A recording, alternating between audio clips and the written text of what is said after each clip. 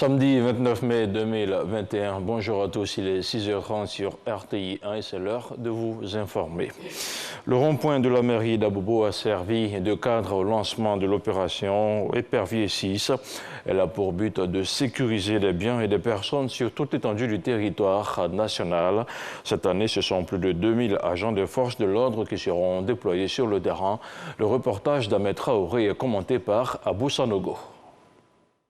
Rond-point de la commune d'Abobo, l'opération de sécurisation des personnes et des biens, dénommée Épervier 6, lancée en présence du ministre de l'Intérieur et de la Sécurité Vagondo Diomandé et Kandia Kamara, ministre d'État, ministre des Affaires étrangères, de l'intégration africaine et de la diaspora, maire honoré de la commune d'Abobo. Une opération qui vise à lutter contre le grand banditisme, la criminalité sous toutes ses formes, le trafic illicite de drogue, le phénomène des enfants en conflit avec la loi, le terrorisme et à rechercher et démanteler les gangs armés et autres bandits de grand chemin. Pour le ministre Vagondo Diomandé, la sécurité publique est au cœur des préoccupations du gouvernement.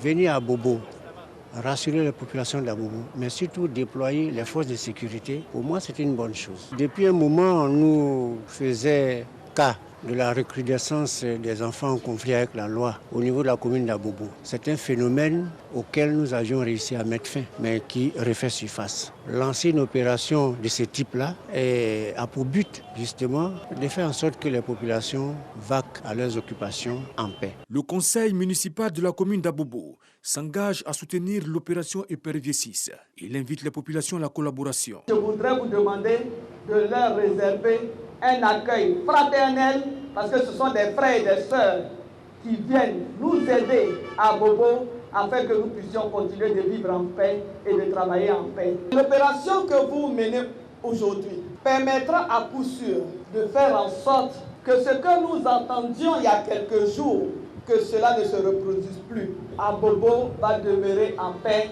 L'opération Épervier 6 est une technique de maillage des zones à risque du district d'Abidjan en vue de lutter contre le banditisme sous toutes ses formes. Elle engagera 2000 hommes issus de la police nationale, de la gendarmerie, du CCDO et de l'armée et va s'étendre à l'ensemble des villes du pays. La DSPS, la Direction des stratégies de la planification et des statistiques, vient de présenter officiellement les données scolaires 2020-2021.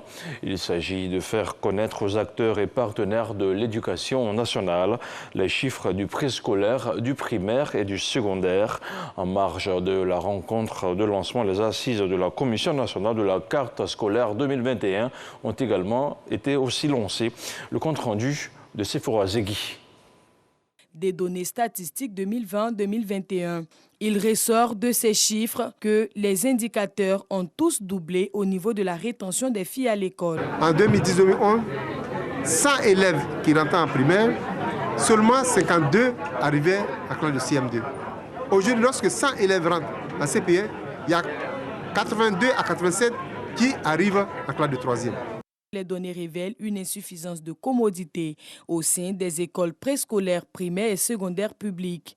Cette présentation des données statistiques était couplée aux assises de la Commission nationale de la carte scolaire. Pour l'année académique 2021-2022, 2462 écoles ouvriront leurs portes.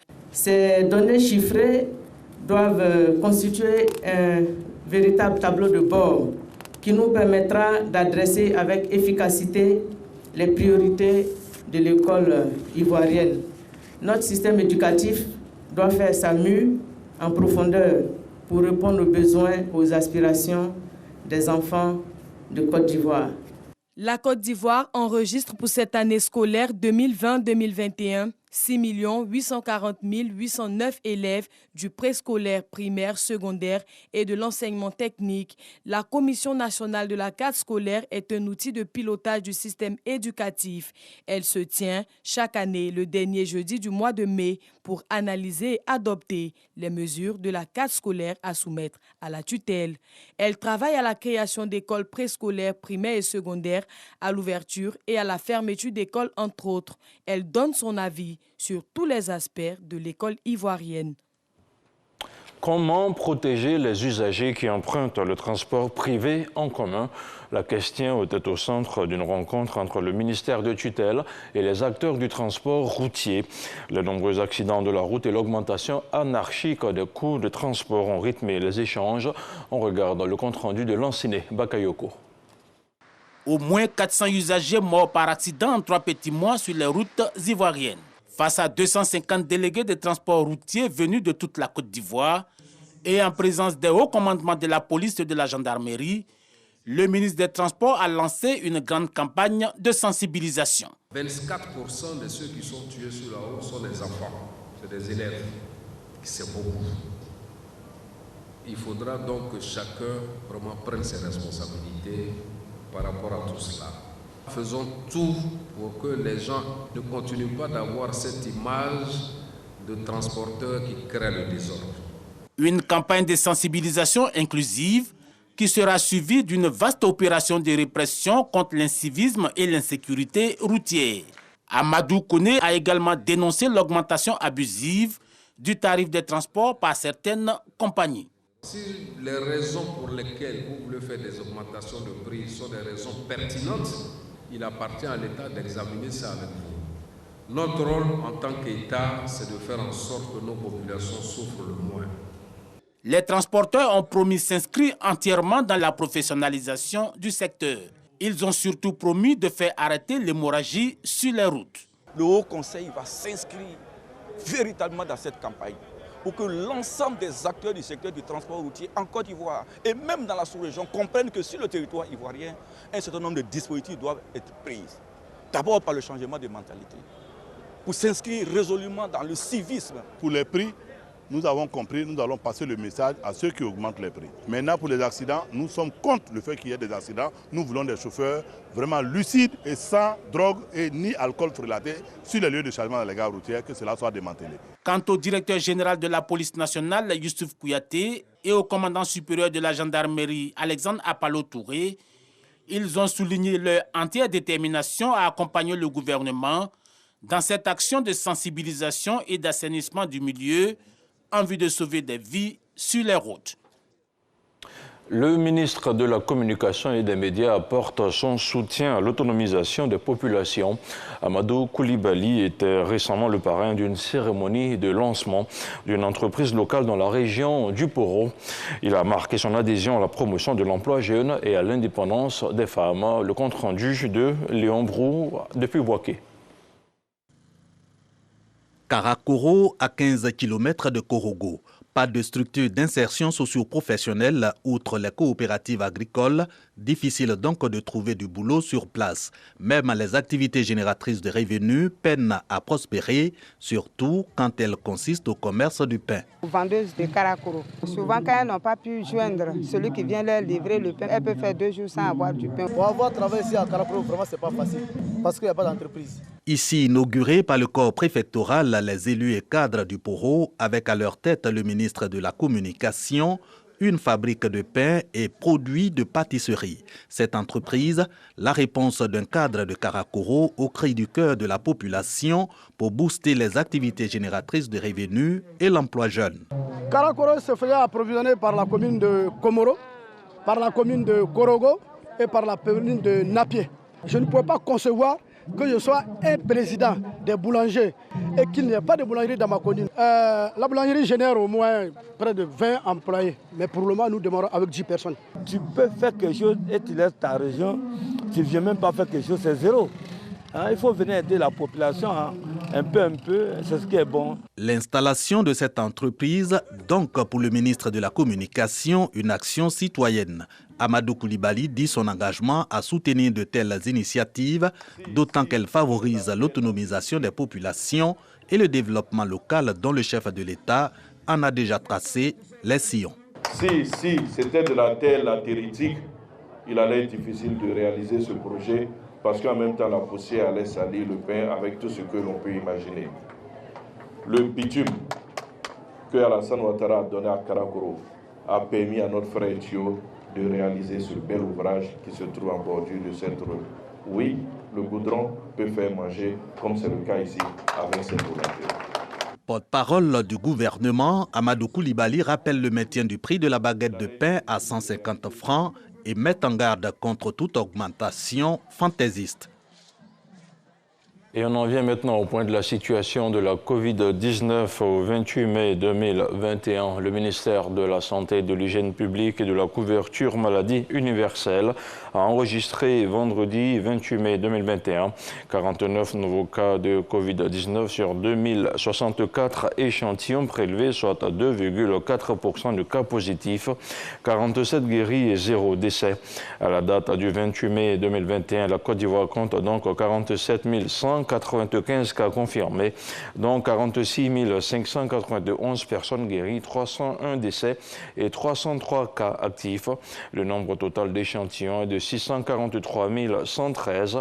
Le 27 mai, 7 664 doses de vaccins contre la Covid-19 ont été administrées, soit un total de 535 748 doses administrées.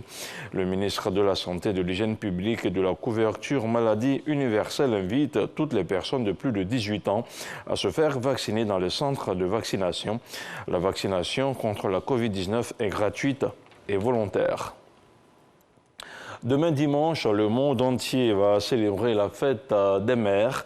Avant cette date officielle, la Musarti, la mutuelle sociale des agents de la RTI, a pris l'initiative d'anticiper en honorant l'ensemble des femmes qui travaillent à la télévision ivoirienne, des femmes qui ont reçu des présents et qui ont partagé des moments de réjouissance. Un match de gala féminin a même opposé la RTI à la BNI. On regarde le compte-rendu de Walter Amadou Ouattara.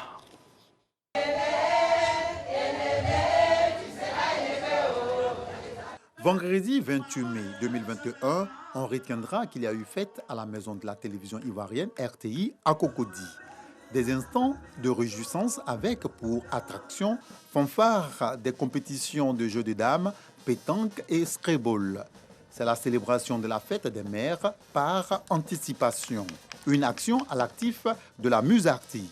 La femme, c'est l'humanité. Et quand un jour est choisi pour les femmes, il faut les célébrer. Et c'est ce que nous essayons de faire au niveau de la mutuelle. Agent de la RTI et invité apprécie l'initiative. Je suis déjà très content que nous soyons invités à pratiquer la pétanque dans la cour de la RTI, associé à tout le monde. En tout cas, félicitations en un mot à la RTI. L'action que vient de poser la Musarti, on ne peut que s'en réjouir parce qu'une mère, c'est le tout. Ça permet aux agents de se recréer par ces jeux-là. La cohésion, puisque ça nous permet de nous retrouver. J'ai joué avec des agents, mon titre de directeur, je l'ai mis de côté. Les femmes ont reçu des présents. Fousseni Dambélé, directeur général de la RTI, Arlette Badou Nguessan Kwame, ministre de la Culture et de l'Industrie des Arts et du Spectacle, ainsi que le représentant du président du Conseil économique, social, environnemental et culturel, ont salué la tenue de cette activité. Nous voulons exprimer toute notre reconnaissance à cette moitié de l'humanité qui fait plus que tout autre pour chacun de nous. Bonne fête des mères à toutes et particulièrement aux braves mamans de la RTI. Encouragement au président de la Musarti. Monsieur le directeur général, vous avez un bel instrument d'ingénierie sociale et nous savons qu'avec dextérité, rigueur et élégance en matière de management, vous saurez en faire bon usage. En tant que travailleuse compétente, je vous exhorte à plus d'abnégation et de détermination dans votre rôle de mère, d'épouse et de collaboratrice.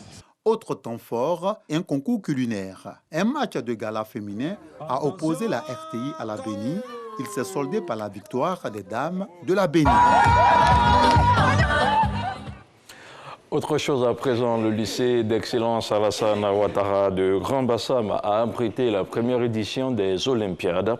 Une centaine d'élèves a été récompensée. C'était jeudi dernier par le ministre de la Promotion des Sports et du Développement de l'économie sportive. Ces jeux visent à motiver les élèves à pratiquer davantage le sport à l'école. Le reportage de nos confrères de RTI Sport. Belle ambiance au lycée d'excellence Alassane Ouattara de Grand Bassam à l'occasion de la première édition des Olympiades, rehaussée par la présence du ministre de la Promotion des Sports et du Développement de l'économie sportive, Paulin Claude Dao, venu communier avec les 241 élèves que compte cet établissement. Une fin d'année académique marquée de fort belle manière par plusieurs activités sportives, l'athlétisme, le handball, le basketball, le football, la natation ou encore des jeux de société. La journée a été riche en animations sportives et culturelles pour Kone Naïma Nour et ses camarades. Étant dans un lycée d'excellence, nous sommes soumis en permanence à une certaine pression. Et à un certain moment, en tant qu'élèves, nous avons besoin de décompresser pour pouvoir nous donner encore plus. Parce que quand on est trop stressé, finalement, on est plus productif et les résultats sont médiocres. Le sport est très important pour nous. Ça nous permet de nous divertir et ensemble, nous formons une équipe solidaire. Le sport, comme on a l'habitude de le dire, il faut que les enfants aient un corps sain pour recevoir tout ce qui va venir de l'esprit et qui sera également sain. Impressionné par les performances des enfants, le ministre Paulin Claude Dao, par ailleurs parrain de l'événement, s'est dit heureux et ému d'être parmi ses élèves appelés à assurer la relève. Ce lycée d'excellence brasse toute la Côte d'Ivoire. Ils sont venus de partout, du nord, du sud, de l'est, de l'ouest en passant par le centre. Mais ils apprennent à vivre et à fraterniser pour que vive une Côte d'Ivoire toujours rayonnante et confiante dans la construction des jeunes générations et surtout par l'excellence, la construction des jeunes qui vont porter haut le flambeau de notre pays. La culture du peuple Nzima de Grand Bassam, présentée par les élèves à travers des défilés et danses traditionnelles, la remise des récompenses et des dons du parrain, ont clôturé en beauté et dans la gaieté cette première édition des Olympiades du lycée d'excellence Alassane Ouattara de Grand Bassam. Et voilà, c'était pour vous le commentaire de Jean-Silver Esso. Place à présent à l'actualité hors de chez nous au Mali.